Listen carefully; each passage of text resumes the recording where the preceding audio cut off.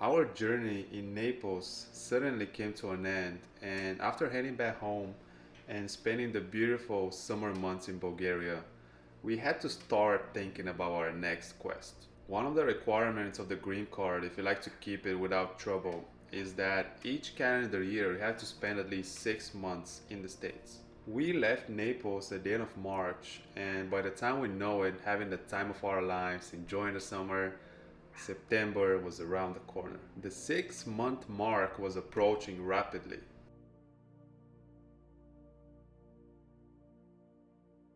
We had to decide what the next destination is going to be. The main places circulating in our minds were Denver, Colorado, Miami, Florida, and Washington, D.C. Washington, D.C. sounded very interesting to us. The president being there, the White House, so many different museums, rich history. We thought that DC being the capital of the states and the White House being there and everything taken into consideration, that must be the safest place in the US.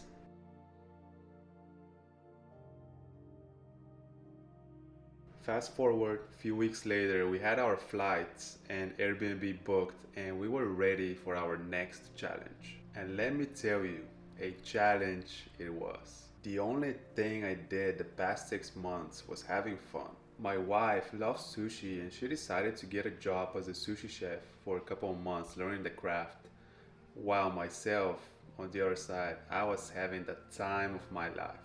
Every day was a new adventure, not a single thought about work, and no responsibilities at all.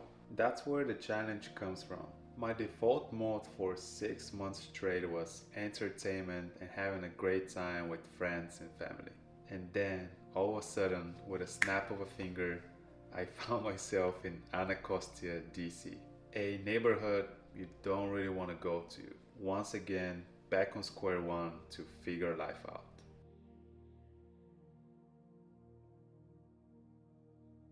That contrast was the biggest challenge for me. Walking the unfamiliar streets of Anacostia, hoping not to get robbed, while my mind alternates between my life now and just 2 days ago. From watching the sunrise over the Black Sea to now, once again being a homeless and jobless nobody, wandering the streets of one of the sketchiest neighborhoods in DC.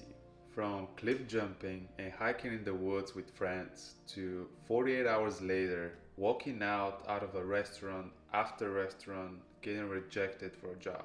From having delicious homemade meals cooked by my grandmother in her tiny little cozy apartment filled with emotions of love and pure joy by being close to my loved ones, to now sitting at a dirty subway table eating a sandwich surrounded by homeless and crazy people in downtown DC.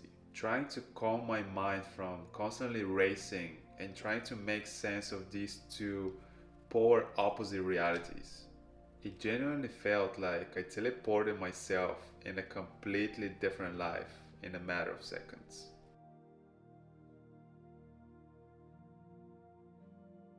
Back to the neighborhood where we had our Airbnb booked. As I said, I thought DC, being the capital of the states, it was going to be super safe. So I booked the cheapest Airbnb that I could find and didn't even think twice. Rude awakening around the corner. Here we are coming out of the Anacostia metro station, dragging our suitcases to our Airbnb. Smells like weed everywhere. People were standing in groups of fours and fives, just like GTA San Andreas, pointing and whistling at us, shouting and screaming, doing weird things, and we quickly realized that this was the first mission, to get to the place without getting robbed or shot. Pretty quickly we realized that it would be a miracle if we survive a whole month in that neighborhood. So we started to really focus our attention to find a place in a normal area.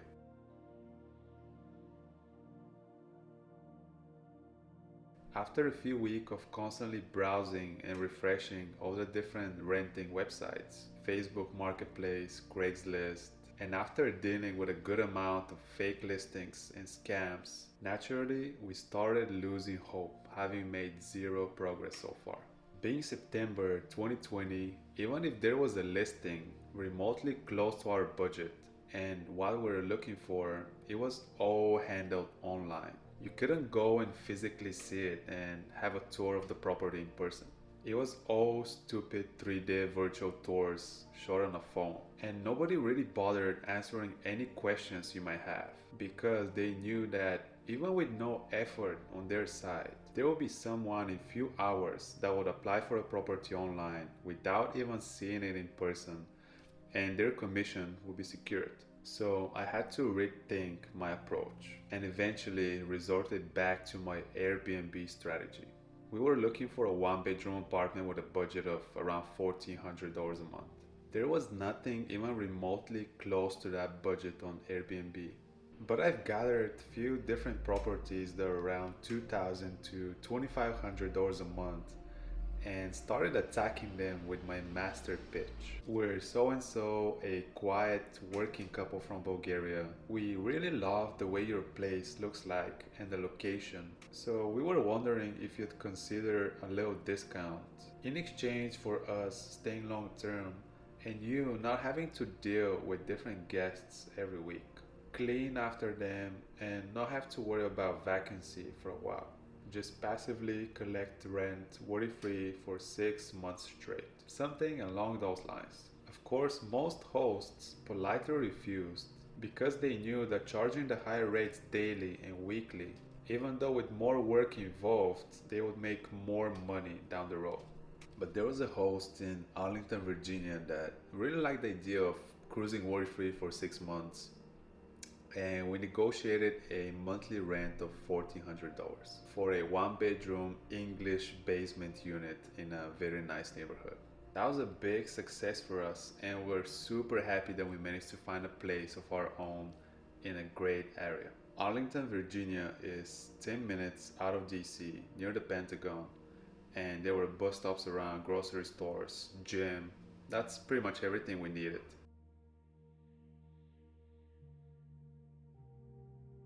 Luck was definitely on our side with our apartment hunt.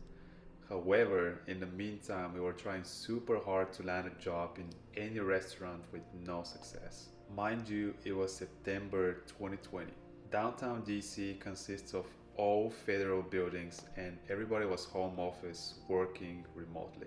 Walking the streets there genuinely felt we were in abandoned ghost town. In the rare cases of seeing a person on the streets, it would be someone wearing a double if not triple mask, and the moment they see us without a mask, as if we were aliens or zombies, they would cross and go on the other side of the street. The oh so helpful masks. And in that note, all the restaurants were barely scraping by, operating with a super limited staff. Hiring someone new was completely out of the picture. Refusing to give up, we kept trying and continued going from restaurant to restaurant in different areas. From the wharf at the wharfront to Georgetown, from downtown to Foggy Bottom, from Alexandria in Virginia to Bethesda in Maryland. Rejection after rejection, we kept trying. A few weeks later, our persistence started to pay off. And first, my girlfriend got hired at a Brazilian steakhouse, and shortly after, I was given a chance in Fiauva Mare, one of the nicest Italian restaurants overlooking the Potomac River at the Georgetown waterfront.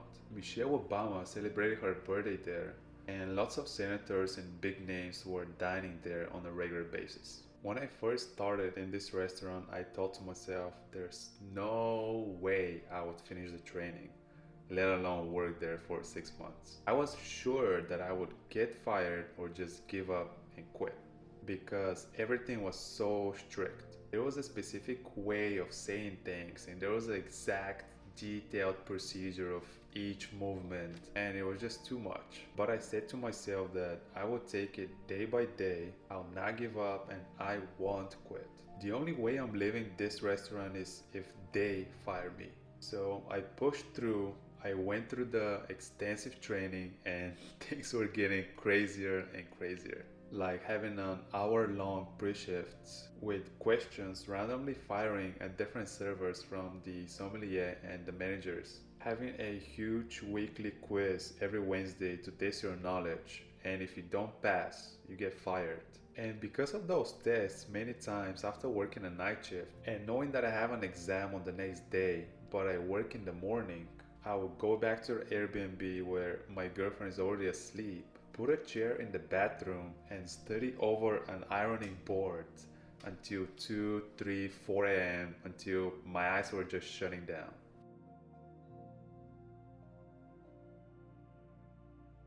Living in Arlington, Virginia, and working in DC, in the beginning, I was using public transport to get around, but it was taking way too long. Two different buses, a subway, and then a 25-minute walk. So I decided to get a bike and try that instead. I gotta tell you, that was my favorite part of the day, biking to and back from work. It was super cool, starting from Arlington and going down through Pentagon City, biking right next to the Pentagon building, crossing few different bridges and continuing across the Potomac River all the way to Georgetown waterfront. It was first a beautiful ride, but also the best way to wake up and get ready for work. Get my blood flowing and have so much energy for my shift. Especially during the winter, I would put my hoodie, jacket on top, a beanie, and just power through the snow with my little hybrid bike. It was so peaceful and super refreshing. I would arrive at work in the morning and people still be yawning, shaking, looking for coffee, and I'll be just like, let's go! Just super fresh and charged up for the day from biking 30, 40 minutes in the rain, snow, wind, whatever the weather had to offer that day. And going back home after work, biking mostly uphill, that was the best way to calm my mind after work. I bought my first bike from Facebook Marketplace and I was super happy how good of a deal it was. Because I could ride it for 5, 6 months and then I could even sell it for a profit. But the excitement didn't last very long. Because the second day I went to work with it, it got stolen. That pissed me off so much and I said to myself that I will find few more good deals, I will flip the bikes and I will make the money back from the loss. That slowly became my hobby to browse listings in my free time, find good deals, fix the bikes up, ride them until I get bored and then just sell them for a profit.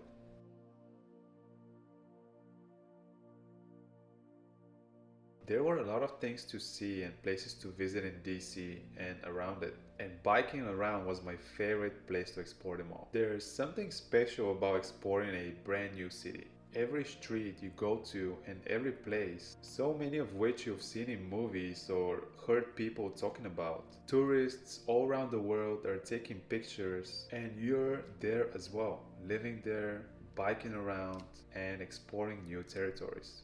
It's a pretty cool feeling. One of my favorite places around was National Harbor. Almost felt like the whole place is a giant tribute to everyone that helped the country in one way or another. Our English basement Airbnb was booked for 6 months, and once we tapped into the rhythm and we figured everything out, time was flying and we were getting near the end of the reservation.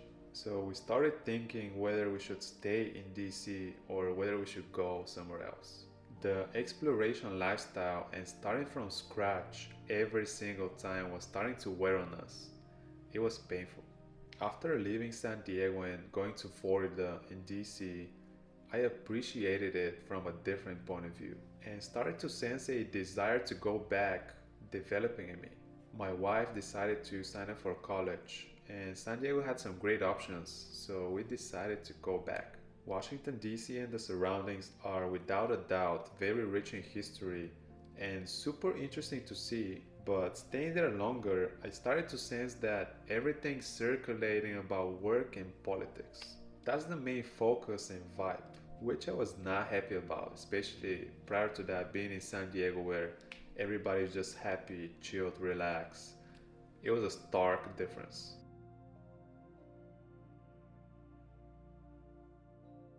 I'm very grateful that we had the chance to explore the capital of the States, that we can add it to the basket of cities and places around the world that we can call home, that we can go back at any point, navigate around the city, catch up with friends we left behind, and relive moments from memories we had at different spots around the city.